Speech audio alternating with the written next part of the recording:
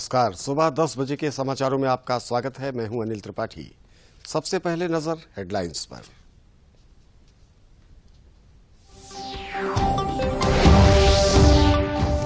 काशी तमिल संगमम के दक्षिण भारतीय प्रतिभागियों ने प्रयागराज में चंद्रशेखर आजाद पार्क में शहीद चंद्रशेखर आजाद को दी श्रद्धांजलि। कहा, उत्तर और दक्षिण भारत की संस्कृति को संगमम से समझने का मिला है बेहतर मौका। राज्यपाल आनंदीबेन पटेल ने लखीमपुर खीरी में थारू आदिवासी क्षेत्र चंदन चौकी में स्थानीय उत्पादों की ओडीओपी प्रदर्शनी का किया अवलोकन। थारू महिलाओं से स्थानीय उत्पादों की मार्केटिंग पर की चर्चा। वाराणसी के ज्ञानवापी परिसर में साइंटिफिक सर्वे की मांग को लेकर दायर पुनरीक्षण याचिका पर इलाहाबाद उच्च न्यायालय में हुई सुनवाई। राज्य सरकार और भारतीय पुरातत्व सर्वेक्षण विभाग से न्यायालय ने मांगा जवाब।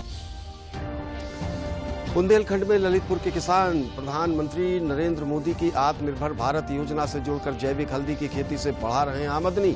ललितपुर में उत्पादित मसालों की मांग में भी आई तेजी। और बाराबंकी के बलरामपुर में चीनी मिल हैदरगढ़ का पेराई सत्र हुआ शुरू। बाराबंकी के साथ ही सीतापुर, सुल्तानपुर, रायबरेली, फतेहपुर और गोंडा के किसान भी चीनी मिल को गन्ने की करेंगे सप्लाई।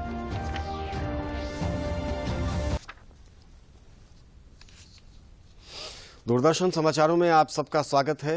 इस बुलेटिन के समाचार अब विस्तार से।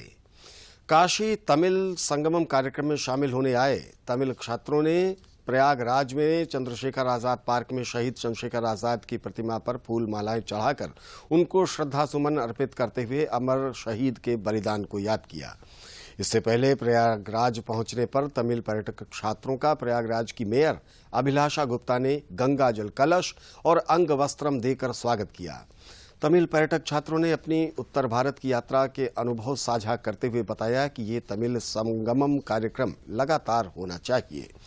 उन्होंने कहा कि इससे हमें उत्तर और दक्षिण भारत की संस्कृति को जानने के साथ ही इनके बीच के सांस्कृतिक और आध्यात्मिक पुरातन संबंधों को समझने का भी मौका मिलता है। उन्होंने कहा कि प्रयागराज में उनका जिस तरह से स्वागत हुआ है और जिस तरह से लोगों से मुलाकात हुई वो हमेशा याद रहेगा। शहीद चंद्रशेखर आजाद की प्रतिमा के पास इन तमिल छात्रों ने सामूहिक फोटोग्राफी भी कराई।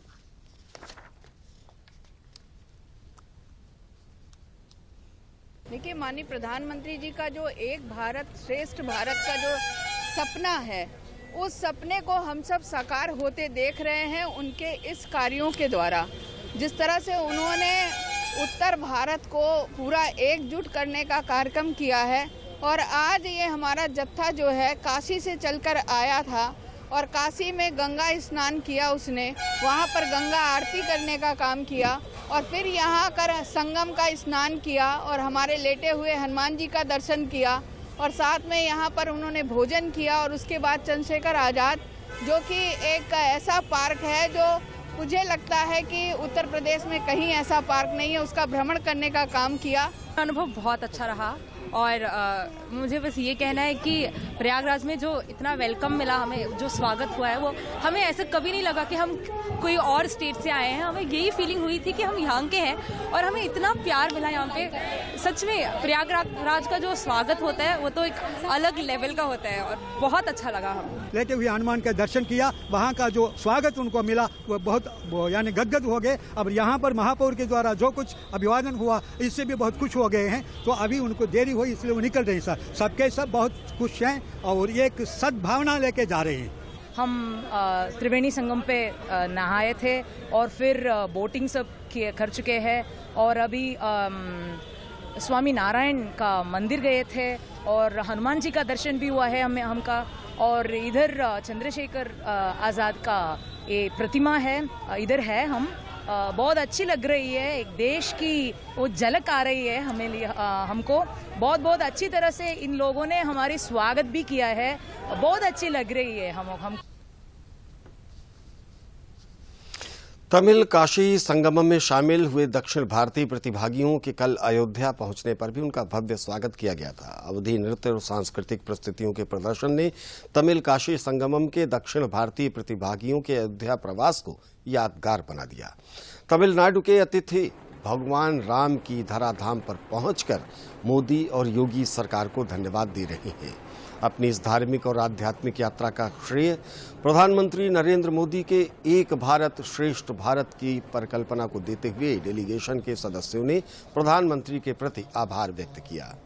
अयोध्या के जिलाधिकारी नीतीश कुमार ने तमिल काशी संगमम के दक्षिण भारतीय प्रतिभागियों का स्वागत करते हुए कहा कि इस यात्रा से उत्तर प्रदेश और तमिलनाडु के सांस्कृतिक और आध्यात्मिक संबंधों को प्रगाढ़ता मिलेगी। डेलीगेशन का स्वागत भाजपा सांसद लल्लू सिंह, अयोध्या के महापौर ऋषिकेश उपाध्याय और मंडलायुक्त नवदीप जैसे उत्तर से लेकर दक्षिण तक त्रेतायुग में प्रभु श्री राम ने पूरे देश को जोड़ने का काम किया था।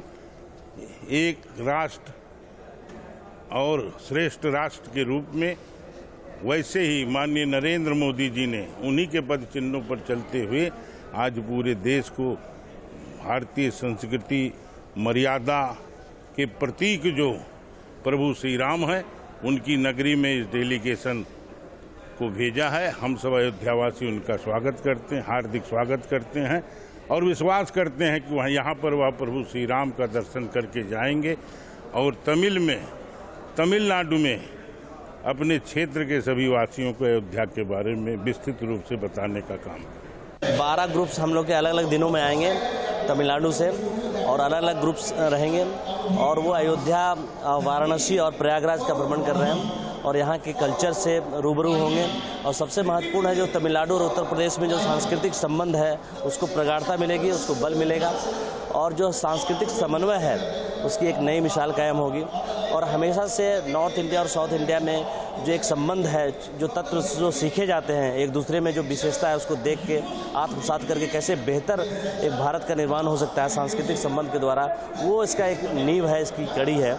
और इस संदर्भ में माननीय प्रधानमंत्री जी, माननीय मुख्यमंत्री जी ने ये शुरुआत की है कि इसको बेहतर तरीके से हम लोग कार्यक्रम को आयोजित करें और लोग एक दूसरे के कल्चर को, संस्कृति को समझें, उसका सम्मान करें और उस सम्मान बोध से हम लोग सब आपूरित हों, यही इसका प्रयास है। All the Muslim peoples should think first, nation first concept. All are Indians. Then only Muslim, Christian, Hinduism. All are first Indians.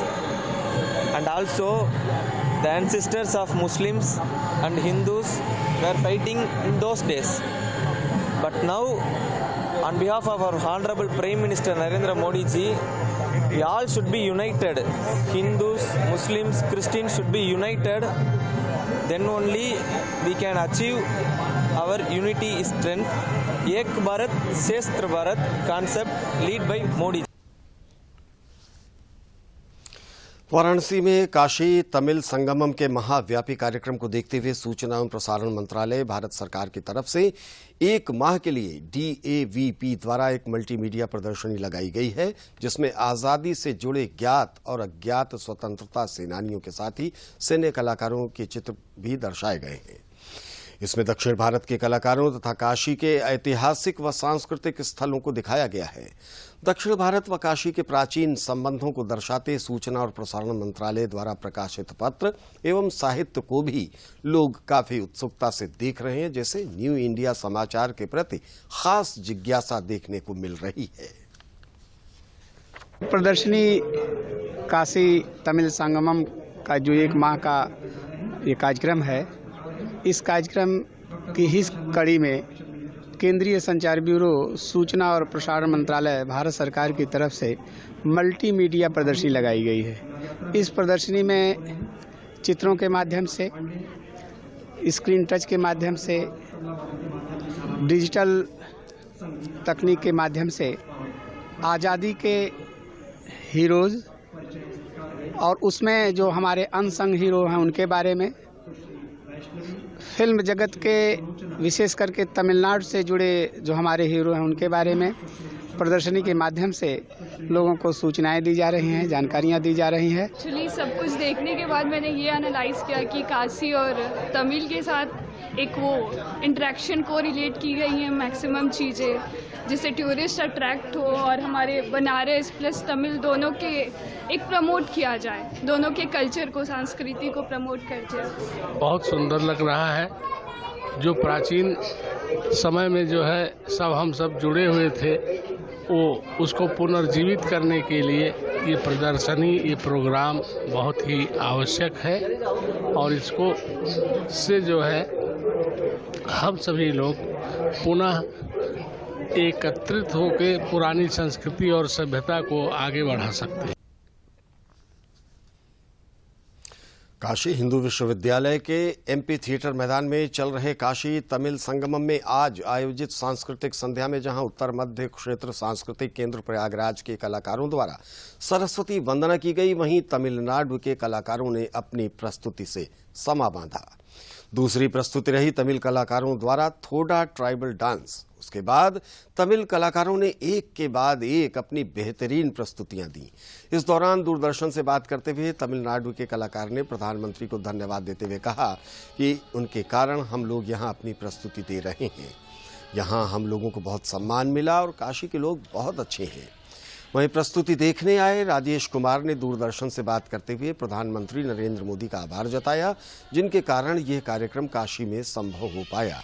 Rajesh Kumar ने कहा कि यह कार्यक्रम एक भारत श्रेष्ठ भारत की परिकल्पना को भी साकार करता है और ये बताता है कि हमारे देश में भले ही कितनी विविधता हो, उसके बावजूद हम सब एक हैं और हमें भारतीय होने पर गर्व है।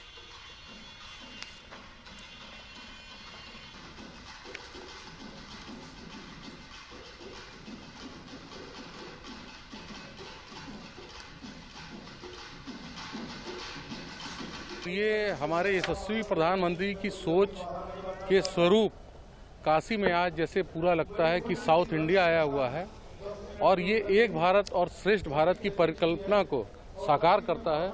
और निश्चित रूप से भले हम भाषा के क्षेत्र में उनकी भाषा को न समझ पाएं, लेकिन उनके द्वारा जो भी यहाँ सांस्कृतिक कार्यक्रमों का आयोजन किया जा रहा है वो देख के मन प्रसन्नचित हो जा रहा है और ये दर्शाता है कि भारत कितना विशाल है।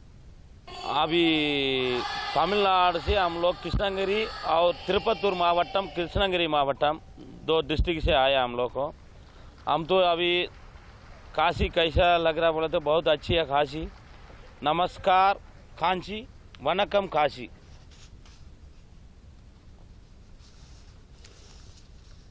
राज्यपाल आनंदीबेन पटेल अपने 2 दिवसीय दौरे पर लखीमपुर खीरी पहुंची। दौरे के दूसरे दिन वो भारत नेपाल अंतर्राष्ट्रीय सीमा पर स्थित आदिवासी थारू क्षेत्र चंदन चौकी में सुदूरवर्ती क्षेत्र में कार्यक्रम में शामिल हुई, जहां उनका जोरदार स्वागत किया गया। प्रताप नारायण मिश्र स्मारक सरस्वती विद्या मंदिर विद्यालय के वार्षिकोत्सव एवं कंप्यूटर प्रयोगशाला लोकार्पण के अवसर पर मुख्य अतिथि के रूप में बोलते हुए उन्होंने समस्याओं के जल्द निराकरण की बात कही। थारू जनजाति के लोगों के द्वारा आयोजित स्थानीय उत्पाद प्रदर्शनी के दौरान राज्यपाल ने महिलाओं से उनके कामकाज और उत्पादों की मार्केटिंग की जानकारी ली। उन्होंने अवलोकन के दौरान क्षेत्रीय उत्पाद से बने उत्पादों की सराहना के साथ ही सीमा की रक्षा में तैनात एसएसबी जवानों का भी हौसला बढ़ाया।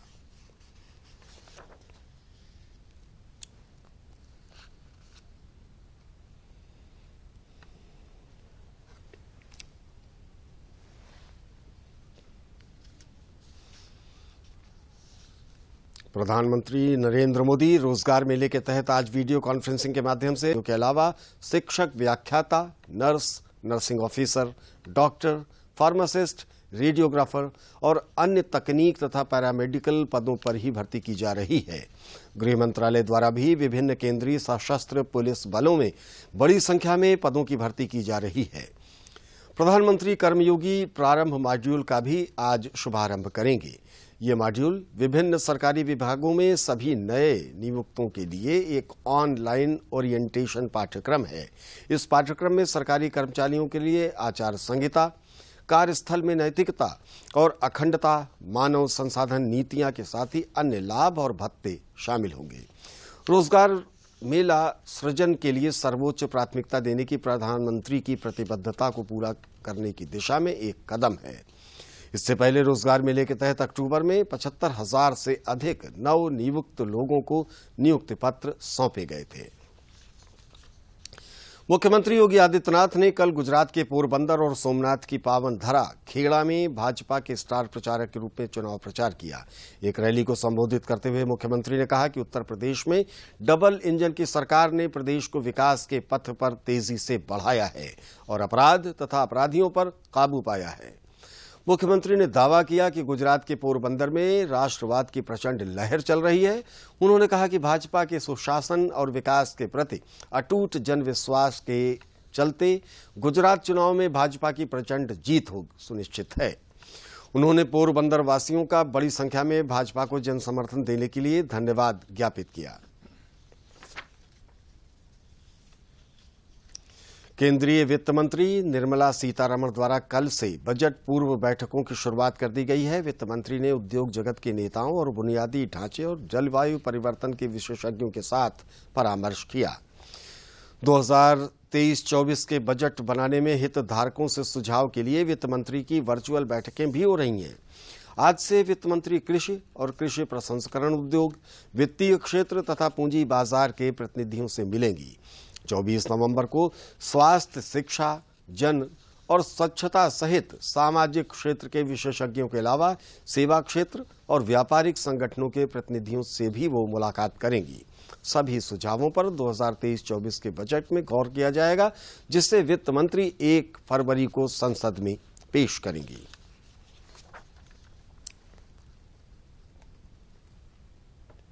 इलाहाबाद उच्च न्यायालय में वाराणसी के ज्ञानवापी परिसर का साइंटिफिक सर्वे कराए जाने की याचिका की सुनवाई करते हुए न्यायालय ने उत्तर प्रदेश के धर्मार्थ विभाग के प्रमुख सचिव और भारतीय पुरातत्व सर्वेक्षण से 1 हफ्ते में जवाब मांगा है। ये आदेश न्यायमूर्ति जे मुनीर की पीठ ने पुनरीक्षण याचिका की सुनवाई करते हुए दिया है। न्यायालय ने भारतीय पुरातत्व सर्वेक्षण से कहा है कि वो शिवलिंग की जांच कर ये बताए कि उसकी उम्र कितनी है। कोर्ट ने भारतीय पुरातत्व सर्वेक्षण से यह भी पूछा कि क्या बिना किसी तरह का नुकसान पहुंचाए कार्बन डेटिंग की जा सकती है। इससे पहले अधीनस्थ अदालत ने सुप्रीम कोर्ट द्वारा जारी यथास्थित आदेश को देखते हुए साइंटिफिक सर्वे कराने की अर्जी खारिज कर दी थी, जिसके बाद ये पुनरीक्षण याचिका दाखिल की गई थी। मामले की अगली सुनवाई 30 नवंबर को होगी।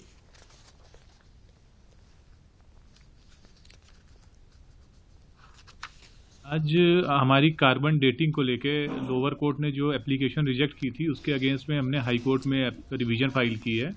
उस पर आज सुनवाई में माननीय जे मुनीर साहब की कोर्ट में आज हमारा मुकदमा लगा था, जहां पे माननीय न्यायमूर्ति ने आर्कियोलॉजिकल सर्वे ऑफ इंडिया को 1 हफ्ते का समय दिया है कि आप ये न्यायालय को बताएं अगली तारीख में एक एफिडेविट के माध्यम से कि कार्बन डेटिंग से उस शिवलिंग को क्या कोई नुकसान पहुंच सकता है या नहीं, और अगर पहुंच सकता है तो और कोई नई तकनीक है जिससे कि उसकी एज का पता लगाया जा सके।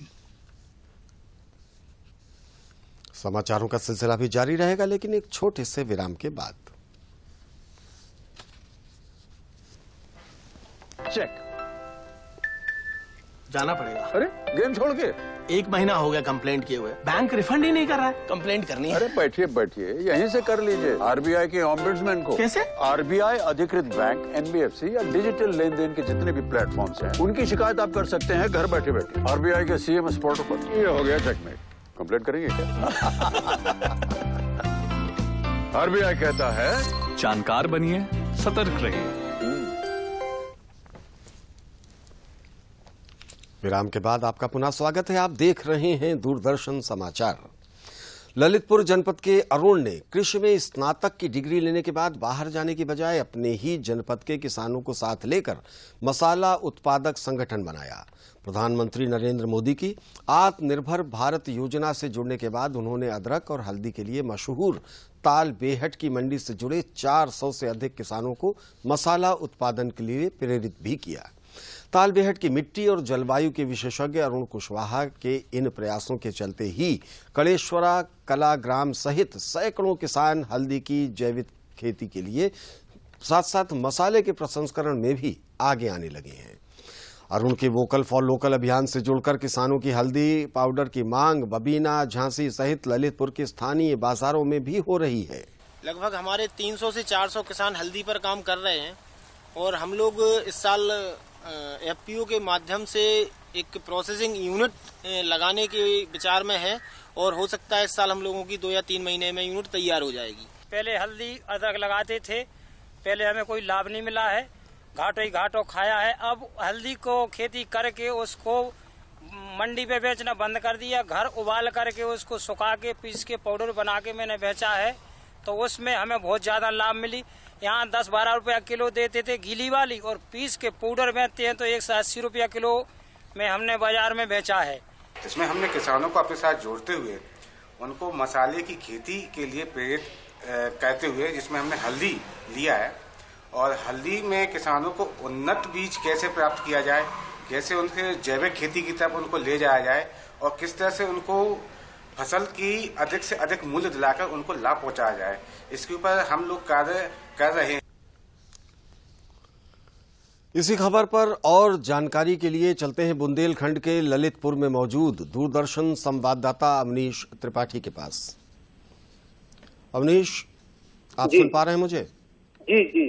ये बताइए अवनीश जी कि बुंदेलखंड के किसानों की आय को बढ़ाने के लिए प्रधानमंत्री नरेंद्र मोदी ने बड़े पैमाने पर योजनाएं चलाई हैं, कई योजनाएं वहां क्रियान्वित हो रही हैं। ललितपुर के किसानों की इन योजनाओं पर किस तरह की प्रतिक्रिया देखने को मिल रही है आपको?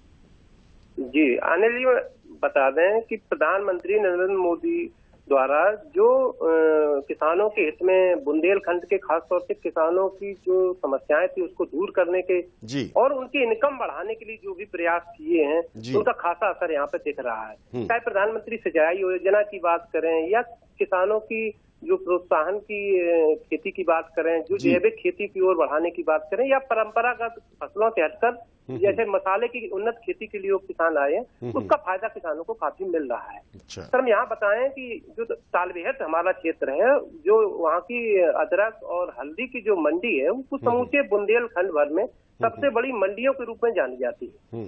यहाँ की जो मिट्टी है, जलवायु है, वो जो कंद वर्गीय फसलें हैं या मिट्टी के नीचे रहने वाली फसलें, चाहे मूंगफली हो, अदरक हो, हल्दी हो, अच्छा खासा यहाँ पैदावार होती है। तो इसी को देखते हुए जो यहाँ के एक युवक हैं अरुण कुशवाहा, उन्होंने यहाँ के नेहरू डिग्री कॉलेज से स्नातक की कृषि में शिक्षा ग्रहण की और उन्होंने बाहर जाने के बजाय प्रधानमंत्री के जो भी लोकल फॉर वोकल का अभियान है उससे जुड़ करके उन्होंने इसमें अपना जो किसानों का संगठन बनाया, हल्दी उत्पादक किसान संगठन तालबेहट के नाम से, उन्होंने इसकी जानकारी किसानों को दी। और सबसे बड़ी बात है कि अब किसानों को प्रसंस्करण की ओर भी ये लोग आगे बढ़ा रहे हैं। किसान अपनी हल्दी का पाउडर बना करके जो स्थानीय सर मार्केट है उसमें भी आगे बढ़ा करके अपनी इनकम बढ़ाने का काम कर रहे हैं। जी जी, बहुत बहुत शुक्रिया अवनीश जी आपको ये जानकारी साझा करने के लिए। आइए चलते हैं अगली खबर की तरफ। बाराबंकी स्थित बलरामपुर चीनी मिल की हैदरगढ़ इकाई के गन्ना पेराई सत्र की शुरुआत कल विधिवत पूजा अर्चना तथा वैदिक मंत्रोच्चार के साथ हुई। चीनी मिल के मुख्य महाप्रबंधक बीके यादव और बाराबंकी के जिलाधिकारी अविनाश सिंह द्वारा गन्ना लदी बैलगाड़ी को बढ़ाने के साथ डोंगा मशीन का स्विच दबाकर पेराई सत्र की शुरुआत की गई। बलरामपुर शुगर मिल में बाराबंकी सहित सीतापुर, सुल्तानपुर, रायबरेली, फतेहपुर, गोंडा के किसान भी गन्ने की सप्लाई करेंगे। मिल में इस बार 60 लाख क्विंटल गन्ने की पेराई का लक्ष्य निर्धारित किया गया है। मिल के बनाए गए मोबाइल ऐप के माध्यम से किसानों के भुगतान से लेकर गन्ने की खरीद आदि की सभी जानकारियां सीधे किसानों को मोबाइल पर प्राप्त होने से गन्ना किसान काफी खुश हैं। महाप्रबंधक बीके यादव ने किसानों को बताया कि चीनी मिल द्वारा क्षेत्र के संपूर्ण गन्ने की खरीद की जाएगी। साथ ही सरकार द्वारा निर्धारित दर पर किसानों को 15 दिनों के अंदर भुगतान भी कर दिया जाएगा।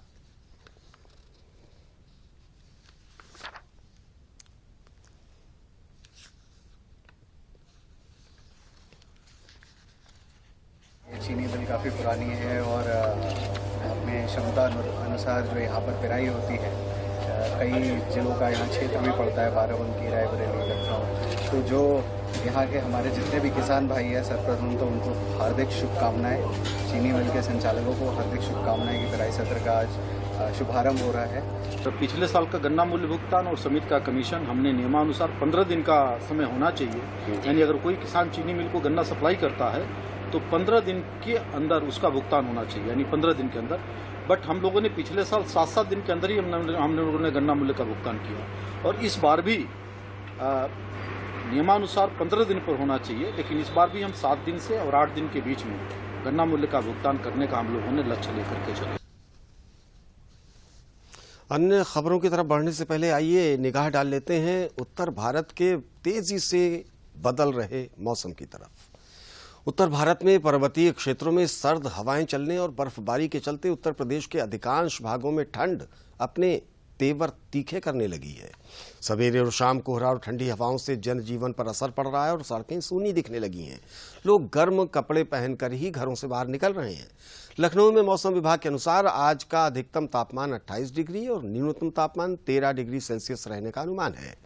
मौसम के शुष्क रहने और सुबह और शाम कुछ स्थानों पर कोहरा पड़ने का अनुमान भी जताया गया है।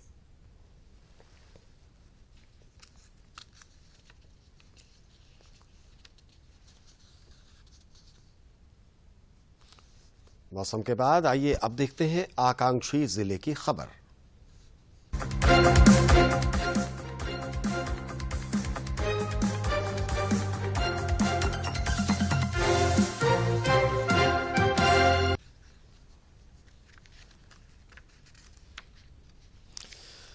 फतेहपुर की सांसद व केंद्रीय राज्य मंत्री साध्वी निरंजन ज्योति ने नीति आयोग से प्राप्त अतिरिक्त सहायता राशि से बने पुस्तकालय का लोकार्पण किया। इस मौके पर केंद्रीय राज्य मंत्री ने कहा कि जनपद फतेहपुर आकांक्षी जनपद होने के नाते विकास के पथ पर अग्रसर है।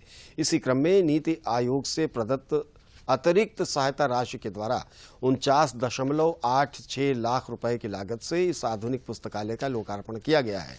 साथ ही बच्चों को डिजिटलीकरण से जोड़ते हुए उन्होंने अपनी सांसद विकास क्षेत्र निधि से इस पुस्तकालय में 10 कंप्यूटर लगवाने की बात कही, जिसके माध्यम से बच्चे बेहतर ढंग से आधुनिकता के साथ अपनी पढ़ाई कर सकेंगे और जनपद का नाम रोशन करेंगे।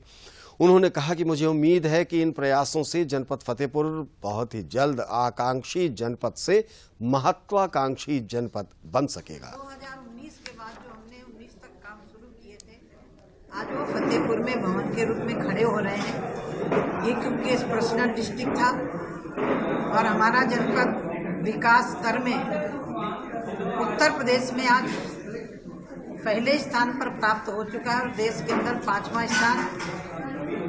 ये एक भारत सरकार के माननीय प्रधानमंत्री जी की सोच थी कि उन जनपदों को भी आगे लाया जाए जो पिछड़े हुए जनपद हैं।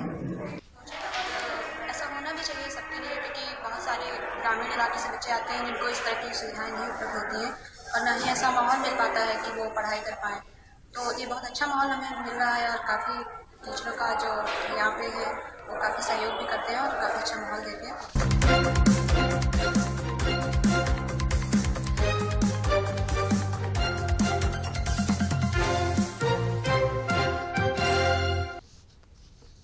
और अब इस बुलेटिन के अंत में मुख्य समाचार एक बार फिर।